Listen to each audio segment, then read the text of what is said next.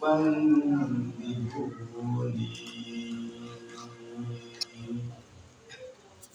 وأنا السبت الذي من غير جرم قتلوني وبجرد الخيل بعد القتل أمدا سهقوني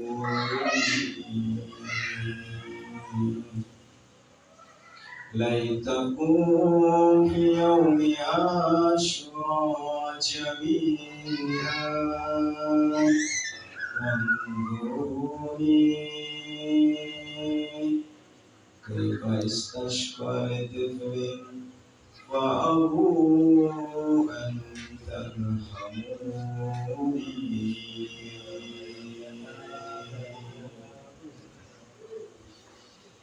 Syiahku, ketika kalian meminum air segar, maka ingatlah aku, kata Husain.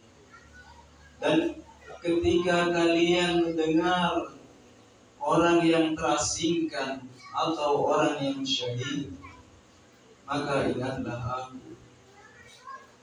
Akulah cucu Rasulullah yang tanpa dosa mereka membunuhku. Dan setelah pembunuhanku, jasadku dipajang, jasadku digantung di tembok. Seandainya kalian melihatku semuanya di hari Asyura, bagaimana aku meminta air untuk anak kecil, namun mereka justru mengabaikanku. Ya Aba Abdullah, ya Sayyidi ya Husain, ya Sayyidi ya Aba Abdullah, ya laitana kunna ma'akum sayyidi sanafuzu fawzan azima.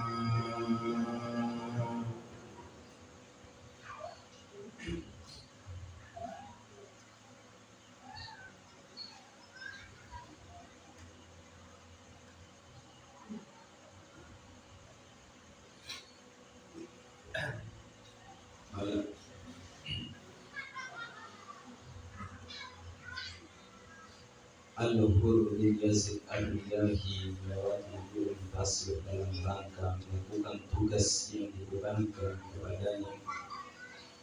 Pada dasarnya Al-Hur tidak satu hati untuk melakukan tugas ini. Al-Hur tahu benar siapa Yazid bin Muawiyah. Dia seorang peziarah, seorang fasih, namun dia tidak ada pilihan lain selain membaiatnya demi melindungi jiwa ayah dan keluarganya. Ubaidullah bin Ziyad, gubernur Kufah, menyerahkan ribuan pasukan berkuda untuk menjadi anak buahnya. Pelimpahan ini sangat mengganggu batin Al-Hur karena ia bersama pasukannya ditugaskan untuk mencegah perjalanan rombongan Imam Husain alaihissalam dan mengirim mereka ke Darul Imamah, istana gubernur Kufah. Pasukan yang bersama Al-Hur seluruhnya menunggang kuda. Oleh karenanya, dengan cepat mereka mencapai dan menyusul rombongan Imam Husain. Ketika berhadapan-hadapan dengan kafilah Imam Husain, Al-Hur sejenak tertegun dan kembali keraguan membakar diri. Saat itu Imam Husain melihat bahwa pasukan Hur telah kehausan. Setelah mereka melewati jarak yang begitu jauh tanpa henti, beliau berkata kepada sahabatnya, "Berikanlah air kepada mereka dan kuda-kudanya." Pada waktu Imam melihat satu dari pasukan Al-Hur yang tidak dapat minum air sendiri. Beliau sendiri bangkit dan memberinya minum, serta kudanya langsung dari tangan penuh berkah beliau. Setelah itu beliau memerintahkan sahabatnya untuk mendinginkan empuk-empuk kuda milik pasukan Al-Hur. Waktu sholat telah tiba. Al-Hur bersama pasukannya ikut sholat berjamaah yang dipimpin oleh Imam Husain. Usai melakukan salat, Imam Husain alaihissalam bangkit dan memberikan ceramah singkat seraya berkata, "Wahai umat Islam, takutlah kalian kepada Allah. Bila kalian tidak mengetahui kebenaran kami dan pandangan kalian berbeda dengan apa yang kalian tuliskan dalam surat-surat yang dikirimkan kepada kami, maka saya memilih kembali." Al-Hur mengatakan, "Surat seperti apa yang kau bicarakan ya Maulana?" Seorang dari sahabat Imam Husain menunjukkan satu bungkusan penuh surat dari warga Kufah. Hur berkata, "Saya tidak tahu menau soal surat-surat ini. Saya hanya ditugaskan untuk membawa kalian menghadap Ubaidillah di Kufah." Imam Husain alaihissalam mulai memahami bahwa pembicaraan dengan Hur dan pasukannya tidak menghasilkan apa-apa. Beliau memerintahkan anggota rombongannya untuk melanjutkan perjalanan. Namun pasukan Al-Hur menutup ruang gerak imam. Sikap pasukan Hur membuat kafilah Imam Husain alaihissalam tidak dapat melanjutkan perjalanannya ke Kufah. Dan akhirnya mereka terpaksa memilih arah lain dan sampailah mereka ke padang Karbala. Hari ke-10 bulan Muharram tahun 61 Hijriah, butiran pasir dan bebatuan padang Karbala mulai menghangat. Atmosfer ketegangan mulai menyebar ke segala penjuru. Ribuan bala tentara Yazid yang dipimpin oleh Umar bin Sa'ad sudah siap siaga di posisi masing-masing untuk mengepung dan menyerang kafilah Al-Husain. Setiap mata tertuju pada hamparan padang laga di depan mereka dan bertanya-tanya siapakah yang akan mulai peperangan ini terlebih dahulu. Menyadari situasi semakin memanas, Imam Husain alaihissalam berkata pada para sahabatnya, "Aku ingat ucapan ayahku bahwa selama musuh belum memulai peperangan, maka janganlah memerangi mereka terlebih dahulu." Sementara di sisi pasukan Umar bin Sa'ad, Al-Hur bin Yazid al-Riyahi tanpa termenung memikirkan kondisi yang terjadi. Dia kemudian memutuskan untuk memacu kudanya menghadap Umar bin Sa'ad dan berkata kepadanya, "Wahai Ibnu Sa'ad, apa kau benar-benar akan memerangi Imam Husain?" Umar pun menjawab, "Benar. Aku akan memenggal banyak leher dan memisahkan banyak tangan dalam peperangan ini." Al-Hur pun berkata, "Lalu, kelak apa yang akan kau katakan pada Rasulullah?" Mendengar itu, Umar bin Sa'ad hanya diam saja tak menjawab. Menyadari itu, Al-Hur pun kembali ke posisinya meninggalkan Umar bin Sa'ad. Di depan pasukan berkuda yang dipimpinnya, Al-Hur nampak gemetar memandang perkemahan Imam Husain. Mas'ab bin Yazid yang merupakan saudara Al-Hur bertanya padanya, "Di semua peperangan aku tidak pernah melihatmu setakut ini. Kau adalah orang yang dikenal pemberani, bahkan ketika para pejuang Kufah ditanya siapa yang paling berani dan ahli dalam peperangan, mereka akan menyebut namamu. Lalu apa yang membuatmu gemetar seperti ini?" Al-Hur menjawab, "Wahai saudaraku, aku tak gemetar karena ketakutan, tapi saat ini jiwaku sedang dihadapkan antara dua pilihan. Apakah tetap bersama pasukan Umar bin Sa'ad dengan iming-iming dunia yang sementara ini dan ancaman neraka yang kekal, ataukah terbunuh bersama cucu Rasulullah dengan harapan syafaat dan surga yang abadi?" Setelah menghela nafas panjang, Al-Hur kembali meneruskan ucapannya. Hai saudaraku, ketahuilah bahwa aku telah memutuskan untuk memilih surga dibanding neraka. Kemudian Al-Hur langsung memacu kudanya menuju ke arah perkemahan Imam Hussein dan menemui Imam. Saat menghadap Imam, Al-Hur berkata, "Salam atasmu, duhai cucu Rasulullah." "Duhai Imam, aku tidak menyangka bahwa mereka benar-benar ingin mencelakaimu. Aku kira semua bisa diselesaikan dengan damai. Namun saat ini telah nampak bagiku kebencian dan niat jahat mereka. Maka dari itu, aku putuskan untuk berdiri bersamamu. Lalu apakah taubatku dapat diterima, ya Imam? Apakah aku yang penuh dosa ini? Ampunilah aku yang penuh dosa ini. Apakah aku dapat dimaafkan, duhai Imam?" Dengan rasa malu yang sangat aku menghadapmu. Dengan jiwa yang penuh dosa ini, aku meminta maaf kepadamu. Jadi janganlah kau tolak bajingan ini, karena sungguh aku menghadapmu dengan penuh harapan, duhai Imam.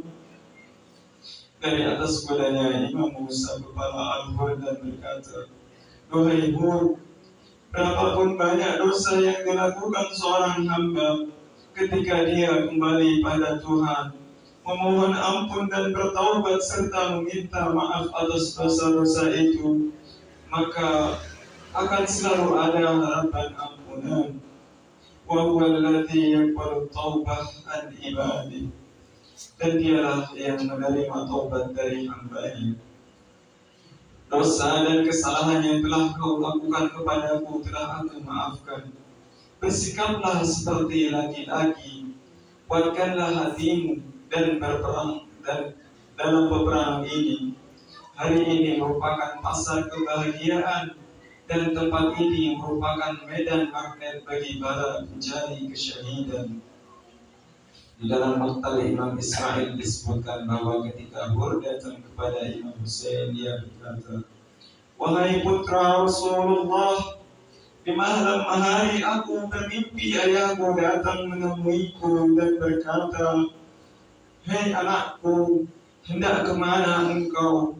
Aku menjawab, 'Aku hendak menghadang jalan Imam Hussein.' Ayahku kemudian berteriak kepadaku, 'Hei celakalah, apa yang hendak kau lakukan pada putra Rasulullah? Nah, jika engkau mampu menahan bara api neraka, maka silahkan saja kau pergi dan berperang lawannya.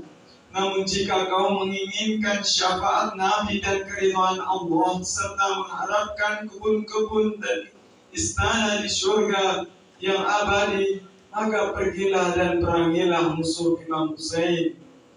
Maka dari itu, ya Imam, sekarang aku meminta izin padamu untuk pergi ke medan laga demi membelamu." Imam Hussein menjawab, "Wahai Hur, kau adalah tamu kami, bersabarlah, biarkan yang lain maju terlebih dahulu."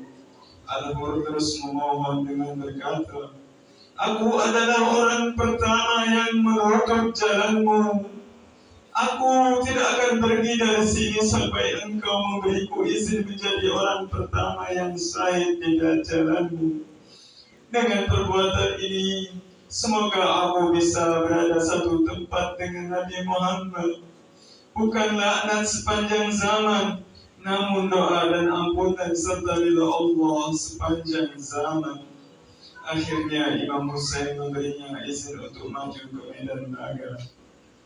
Dengan sigap dan segera, Al-Hur menggerakkan kudanya menuju medan pertempuran. Dia ini berada di hadapan barisan tentara yang beberapa saat lalu adalah anak buahnya itu. Sambil menari-narikan pedang, ia memandangkan bait syair, "Akulah perwira celaka, putra celaka. Andai ku perangi cucu pemilik telaga. Akulah manusia paling hina berlumur noda. Andai ku dukung anak wanita bezina. Betapa malang dan amat sengsara andai tak berikan harta dan nyawa untuk Al-Husain putra Dewi Az-Zahra, untuk Ali dan putri Mustafa. Al-Hur menerjang barisan pasukan Ibnu Sa'ad seraya berteriak, "Hai orang-orang Kufah, contoh kebusukan dan lambang pengkhianatan, bangkai-bangkai berbusana yang berimis dan menari-nari bak gera di atas kehinaan, pemerkosa fitrah, mengapa kalian begitu tega mengundang Al-Husain lalu mengepung dan membantainya? Di pasar mana kalian menjual hati nurani? Dengan bahasa apa aku harus menyadarkan kalian?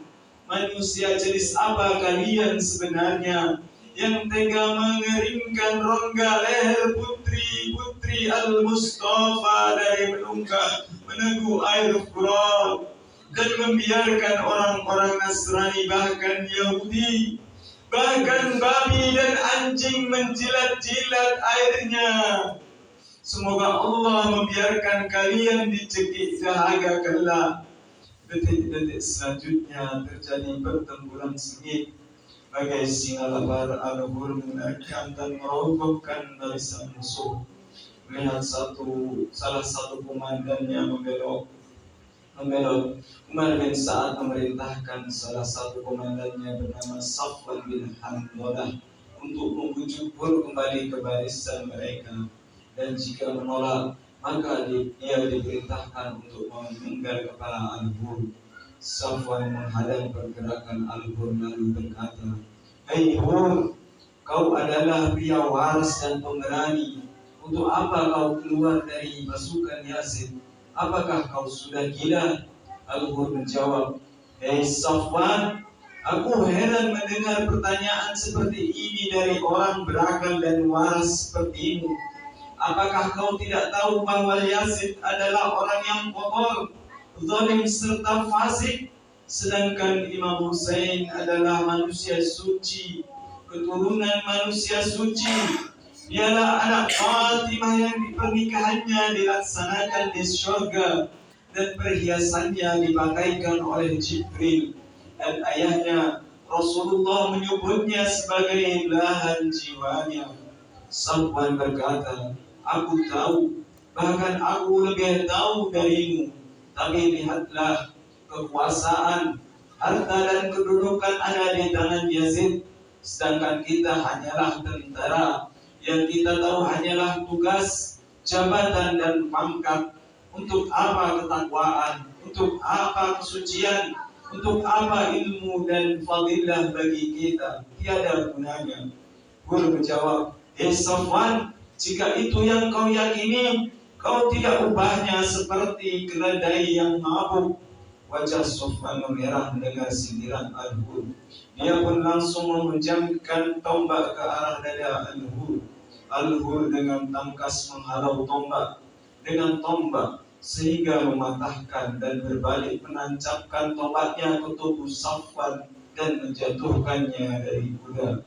Melihat Safwan tersungkur menjadi bangkai, 3 saudaranya langsung beranjak mengepung serta menyerang Al-Hur. Namun Al-Hur dengan kekuatan dan keberanian ilahi berhasil membanting salah satu dari mereka serta menebas sisanya. Setelah itu Al-Hur memacu kudanya kembali pada Imam Husain dan berkata, "Wahai putra Rasulullah, apakah engkau melihatku? Apakah engkau telah meridhoiku, duhai putra Rasulullah?" Imam tersenyum dan menjawab, "Benar Hur, kau bebas sebagaimana ibumu menamaimu. Kelak kau akan terbebas dari api neraka." Mendengar ini hati Hur menjadi sangat bahagia dan kembali ke medan perang dengan penuh semangat. Keberanian Hur membuat takut pasukan musuh, tapi banyaknya anak panah yang menancap di tubuh kudanya membuat kudanya tidak dapat lagi bangkit. Al-Hur akhirnya turun dari kuda dan melesat ke tengah pasukan Yazid. Hal itu dilakukannya hingga sebuah tombak menembus dadanya. Al-Luhur tersungkur ke atas tanah. Ia masih memaksakan dirinya untuk berteriak, "Wahai putra Rasulullah, lihatlah aku! Wahai putra Rasulullah, lihatlah aku!"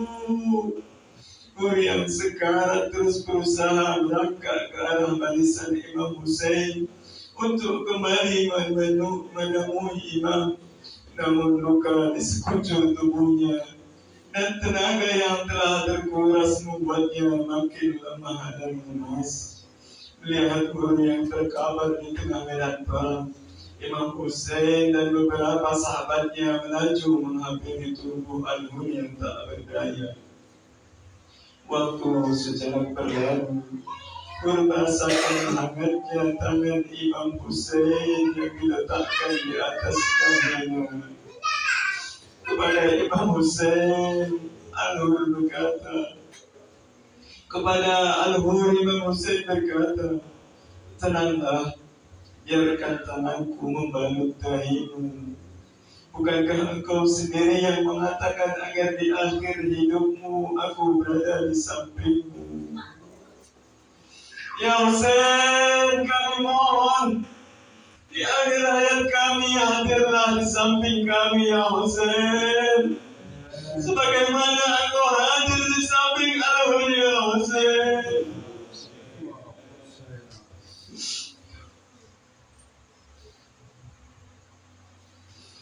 Bukalah matamu dan saksikanlah bahwa engkau telah bebas. Engkau menjadi manusia bebas di dunia dan di akhirat. Kemudian Imam Hussein membalut dahi Al-Hur. Saat itu Al-Hur berkata, "Apakah engkau memaafkanku? Apakah engkau memaafkan dosa-dosaku? Apakah Allah memaafkan dosaku yang telah lalu, wahai Tuanku? Tersenyumlah untukku agar aku mendapatkan ketenangan ketika menuju Allah." Sambil membersihkan darah dan tanah yang menutupi wajah Al-Hur, Imam Hussein berkata, betapa indahnya seorang pria yang bebas dengan seruan pertolongan Imam Hussein dan mengorbankan dirinya. Ya Hur, anta Hur fid dunya wa Hur fil akhirah, kama sammatka ummu. Wahai Hur, kini kau telah bebas sebagaimana nama yang telah diberikan ibumu untukmu. Kau bebas di dunia dan kau juga bebas di akhirat. Ya Allah, terimalah ia di surga. Akhirnya Al-Hur menutup matanya untuk terakhir kalinya. Sungguh beruntung kau, Al-Hur. Sebelumnya engkau berada di barisan terdepan musuh Imam Hussein, tapi taubatmu mengantarkanmu kepada pelukan Al-Hussein. Inna lillahi wa inna ilaihi raji'un. Inna lillahi wa inna ilaihi raji'un. Inna lillahi wa inna ilaihi raji'un. Salam atasmu wahai Al-Hur, salam atasmu wahai syahid. Assalamu ala al-Husain wa ala al-Husain wa ala al-Husain wa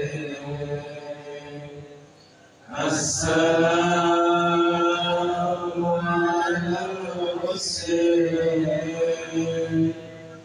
wa